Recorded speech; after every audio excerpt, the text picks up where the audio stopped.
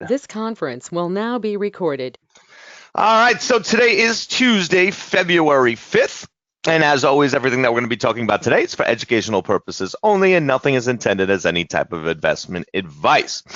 All right, so pretty late morning. I know yesterday afternoon was absolutely brutal. We got some floating around, but there just was really not much at all. I know I made one trade from 1:30 to 4 p.m., which is not really ideal, but you know what? We're going to see when we come, the market comes to open. We're obviously going to get some more trades coming in there. Now, number one thing looking at this morning is KURA. Now, if you have to locate short shares, make sure you do that earlier because I know that they do go quick.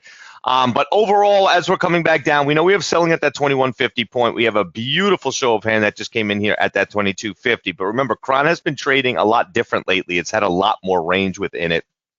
So don't be surprised to see, based off the selling at 2250, for this thing to be able to run pretty high, at least up to this resistance point around that 2350, right in that area. But overall, we're certainly going to be expecting this to continue back down, especially having that selling at that 2150. So look for that pull up, trigger back down, and that's where we'll be looking for the trade.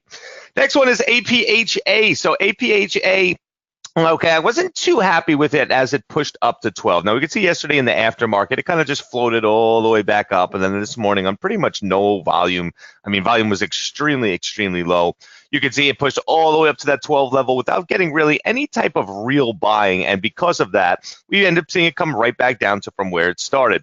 Now, we have a few prints that came in at 11. Not really anything that great, especially for such a cheap stock. And then, the orders being fairly thick for pre-market orders. But coming over, you can see that 11 is just very, very mixed. Okay, we have a little bit of buying, we have some selling coming back in. But remember, really what we're looking for is that new selling. Okay, there's definitely going to be covering, there's definitely going to be profit taking as this thing is coming back down. You're talking about $1 short so far during that pre-market. One really interesting thing to look at is at 8 o'clock, you can see all these above the ask prints at various different prices came back in. And if we look, I mean, it's just all over the place. So right around that 1150 to 12 area, there's certainly somebody that came into this. Obviously, we're not going to be following the color of it. We're just going to be using it as, somebody certainly going in and releasing a pretty big position coming back in. So there's new selling at 11.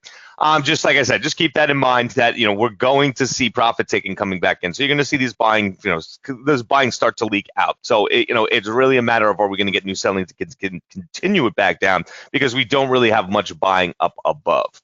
Next one is AMRS. Now, this is towards the bottom of my list. And, a lot of times we see these stocks, especially when they jump up on pretty much nothing. You can see the volume just very, very low.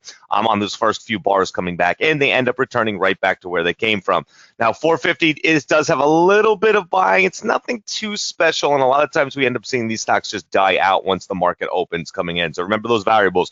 If we see a major sell-off once the market opens, more than likely not going to be watching too much, but we're going to need to see more continued buying coming in to show us that it has any chance of being able to get back up to this 550 level where we have a double top. Now, if we come up to that double top on high volume, there's no reason we can't push past it. It's just going to need more buying at a higher price, because you can see the buying was just over that 5 level. It just never really came in. And then EL, which is a little bit of a reach, just because there's not really much that's going on out there. But overall, it moves $3.37. It's got good volume, 315,000 shares. It typically never even trades during the pre-market, so there's definitely a lot more interest in it today than usual. Biggest problem I have is that 150 is just very, very mixed. The story, it's just not a very clean story. You can see some buying coming back in, which new buying is definitely the most important thing for this thing to be able to continue back up. But then we have selling that came in right almost immediately afterwards. Overall, definitely more buying than selling, and I'm more worried about that new buying because of how much it moved up than I am worried about the profit-taking selling that we see coming into it.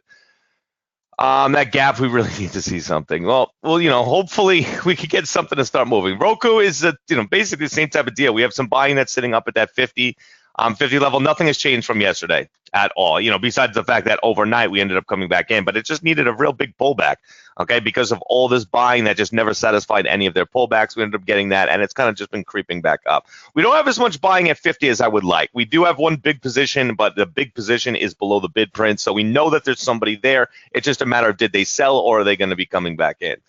Square volume has been weak lately, absolutely, and it moved up the overnight, on pretty much nothing. I mean, we have more selling that came in yesterday at that 72 level. It just keeps coming in. So, for just jump back up, there's just nothing going on right now. 94,000 shares. It's been pretty weak, but overall, we still know where it needs to go. Other than that, guys, everything else out there is just dead. I don't see much going on at all. Let's go run the scanners real quick. Let's see if anything else new came in. And it did not. AMRS, we already know about. MLNT, 867,000 shares, but nothing going on there at all.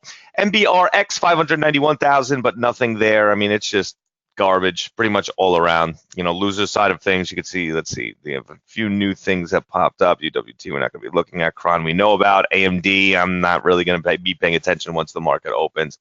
ELOS. Well, EOLS, I mean, there's really not much to say. It's doing absolutely nothing, and so its story is exactly the same as yesterday. Beautiful selling at that 2050 level. Going to see what happens once we get to 20. Apple's not doing anything. Apple's just kind of floating across the board right now. It's got a little bit of selling, a little bit of buying, but there's really not anything there for us to be going on. As of right now, guys, very, very slow pre-market. So it gives you plenty of time to think about what our topics and our questions for Traders Exchange today will be. And once the market opens, obviously, we're going to get a little, at least more volume than what we're seeing right now coming back. And but just like yesterday, just patience. Okay, there's no reason to force a trade. It only takes that one. Okay, so we're going to get that high probability trade that comes out. It's just a matter of letting the trade come to you and not trying to chase it. All right, guys, so I will talk to everyone at 12:30 in Traders Exchange, and the rest of you I will talk to in the chat room in about 30 seconds. Happy trading.